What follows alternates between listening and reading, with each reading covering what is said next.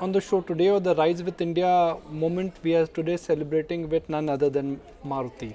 As member of press, I distinctly remember covering that listing on the floor of Bombay Stock Exchange way back in 2003 when the stock made a debut at about 150 rupees per share. But in last 10 years, if I really have to truly symbolize Maruti's success story in a competitive car market, it's been extremely rosy.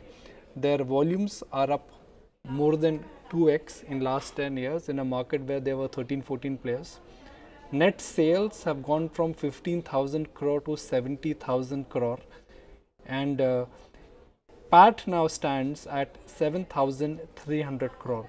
So the bottom line here is that profits are growing at a run rate which is higher than the top line.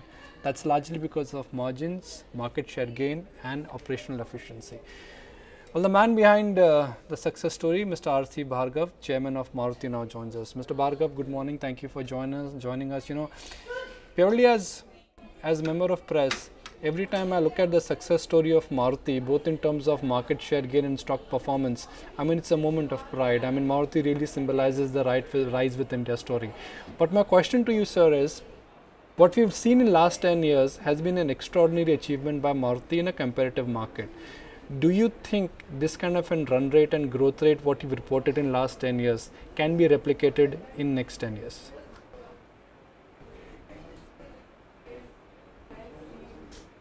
You know, nobody can forecast the future for as long a period as 10 years.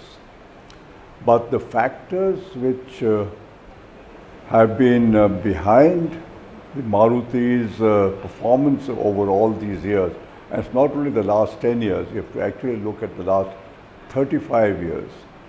Those factors remain intact. And I think those factors give the company a great deal of strength, which should augur well for performance in the future also. I'm talking of the fact that we are one of the very few companies in India who have a partnership equation with our employees, where the employees feel that they and the management are together in this enterprise and that both stand to gain as the company gains. I think that spirit has rarely been created in any company, and I think that's a huge factor for the success of the company.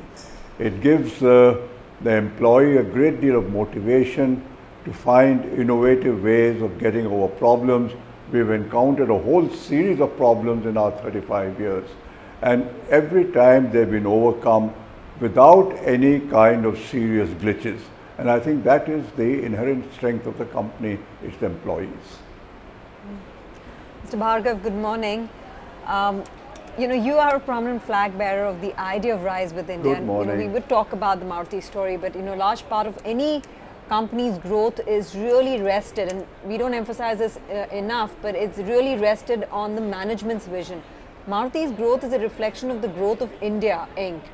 Tell us, in the last 2 to 3 years, you know, with regards to the company's growth, how have the numerous reforms or the environment, business environment, changed conducively to make sure that, you know, this growth momentum stays? I mean, how do you foresee the change in the business environment helping companies such as yourself, such as Maruti rather, grow in the future?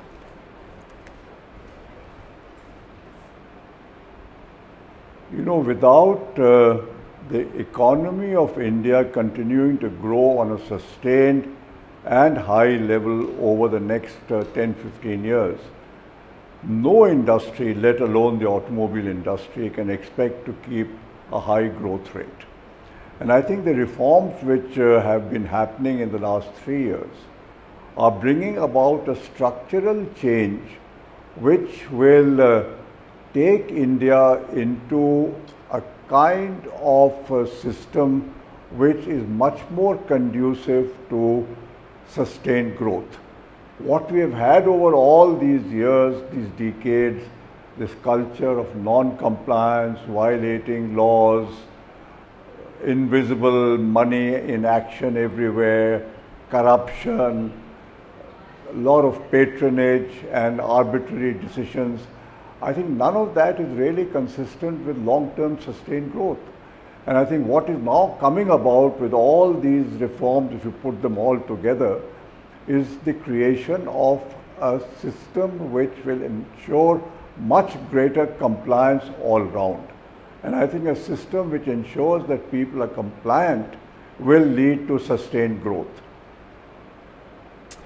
Yeah, you know, Mr. Bhargav, till a few years back, Maruti was perceived as more of a small segment brand. I mean, we also recalled in our childhood, it was about the 800, then came the Alto, and then so on and so forth.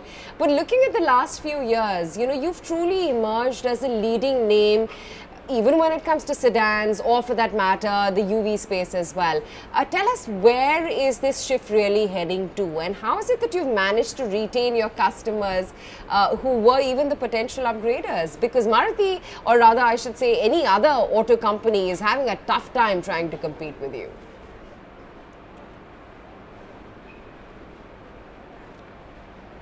You see, one of the strengths Maruti has is its very wide spread of sales service network all over India. The number of outlets we have for sales are near 5 times. The number of service stations we have are near 5 times those of anybody else who are near us. Now that gives us also the ability to keep in touch with the customers' views, the customers' changing ideas, and those feedback from the field come into our R&D center and with our engineers. And when the vehicles are being designed for the future, whether it's in our R&D center here or in Japan, these inputs which come from the field are given a lot of importance in the way the vehicles are produced. And I think that is reflected in the way the new launches in the last few years have met with the acceptance of the customer. Yeah, correct. Okay.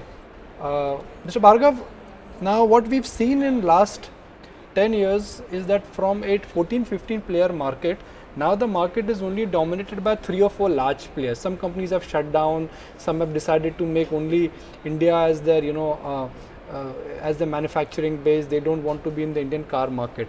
So if your margins were in 12 to 14% in a competitive market, now with less number of players, can I imagine that the margin trajectory is going to be higher?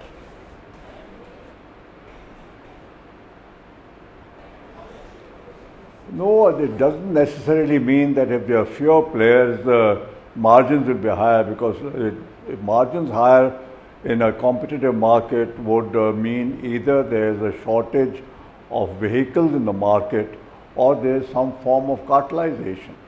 Otherwise, the reduction of the players from 13 to maybe 4 or 5 major players is still going to have intense competition.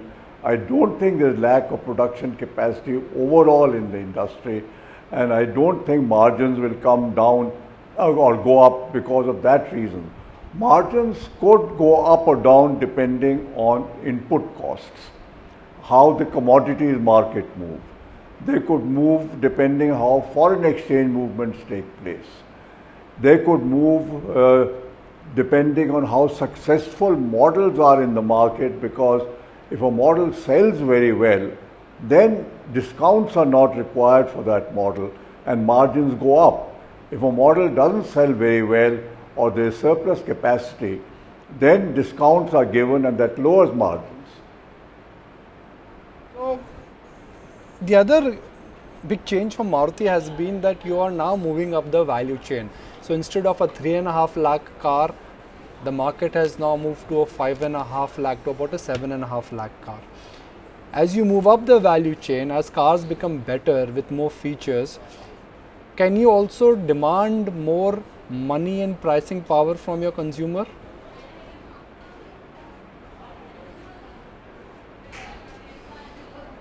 The market for the entry-level cars and cars in the 3 lakh range is very much there. It's not going away. And if you look at the sales this financial year from April onwards, you will find that the segment in the 3 to 4 lakh segment this segment has grown quite rapidly because the entry level customers are only going to keep increasing. They're not going to go away. And while the value chain is going up in a sense, because when people are moving up to the next level of cars, they are demanding many more features which were not there earlier, and that adds to the cost. But whether we demand more from the customers or not will depend on what the customers want, because our job is to give to the customers what they want and to give it with the maximum value for them. And therefore, how much more they pay depends on really what they are wanting to pay. Bhargav, finally, give us a sense, what are some segments and innovations that you're looking at in the next 2 to 3 years? How do you plan to position the brand by 2020? A pocket-friendly, kitna mileage deti hai kind of a car, or a more stylized premium segment? Because, you know, we would see the per capita income also rise, which would increase the consumption power for the average consumer.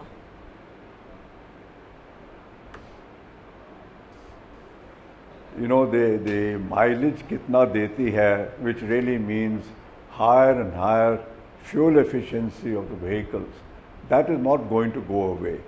It's not going to go away not only because the customer is very conscious about the cost of running a car, but also it's very much there because better fuel efficiency means lower emission. We have to meet stricter and stricter emission standards. Euro 6 is going to come in less than 3 years from now. Euro 6 will mean higher fuel efficiency, lower emissions. And we'll have the CAFE standards, which will again mean you have to have lower CO2 emission for the same kind of distance run, which again means more efficient fuel consumption, fuel burning in the engine. So fuel efficiency, trying to improve fuel efficiency, whether it's by hybrids or by electric cars or whatever, that requirement is always going to remain in India. It's true that as we go along, customers are going to demand more and more features in smaller cars. Features which some years ago people used to only get in the luxury cars. You'll get a BMW or an Audi with those kind of features. Today, those features are being demanded by people who buy a car in the 7 to 10 lakhs or even a 5 to 7 lakh range. And that is what I think all manufacturers will have to do. We have to give to customers what he wants.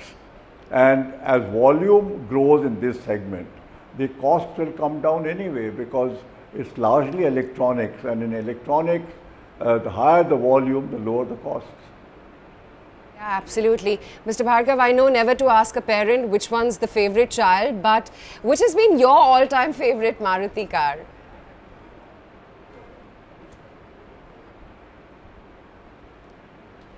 It's very difficult to say, but you know, I think still I can't forget the Maruti 800. Because that's the car which lasted for a long time. That's the car which put India on wheels. That's the car which actually built Maruti's foundations and brought us to where we are today. So if you look back on all the models which came, I think that car stands out as an all-time favorite, as an all-time classic, if I may put it, because I don't think India will ever forget the Maruti 800.